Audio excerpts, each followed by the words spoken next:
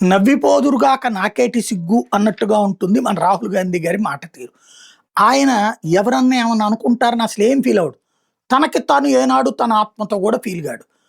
ఒక కమ్యూనిస్టు నాయకులు బెటర్ అనుకుంటాను. వాళ్ళు మరీ ఇంత దారుణంగా ఫీల్ గారు. తాజాగా ప్రజల్లో ప్రభుత్వానికి వ్యతిరేకంగా పెల్లుబుకుతున్న ఆగ్రహావేశాల నేపథ్యంలో ప్రతిపక్ష కూటమి వచ్చే లోక్సభ ఎన్నికల్లో ఇప్పటికే విజయం సాధించేసిందని కాంగ్రెస్ అగ్రనేత రాహుల్ గాంధీ అభిప్రాయపడ్డారు. అయితే స్వేచ్ఛగా సజావుగా ఎన్నికలు జరిగే అవకాశం లేనప్పుడు విజయాన్ని అందుకోలేమన్నారు. కొద్ది రోజుల కిందట ఇండియా కూటమి సమావేశంలో తాను చేసిన ప్రసంగానికి సంబంధించిన 9 నిమిషాల వీడియోను రాహుల్ శుక్రవారం సోషల్ మీడియాలో పంచుకున్నారు. ఇంతకంటే సన్నాసి, ఇంతకంటే అసమర్థుడు, ఇంతకంటే పనికిమాలినోడు ప్రపంచంలో ఎవడన్నా ఉంటాడా? నిన్న అసలు కాంగ్రెస్ బతుకేంటి?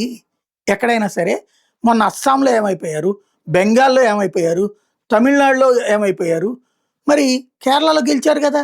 మరి కేరళలోనేమో ఎన్నికల యంత్రాంగం అంతా బాగా పనిచేస్తుంది కాంగ్రెస్ గెలిస్తే. అదే టీవీకే పోటీ చేసిన చోట బాగానే పనిచేసినట్టు, బీజేపీ బెంగాల్లో గెలిస్తే కనుక బాగా చేయనట్టు.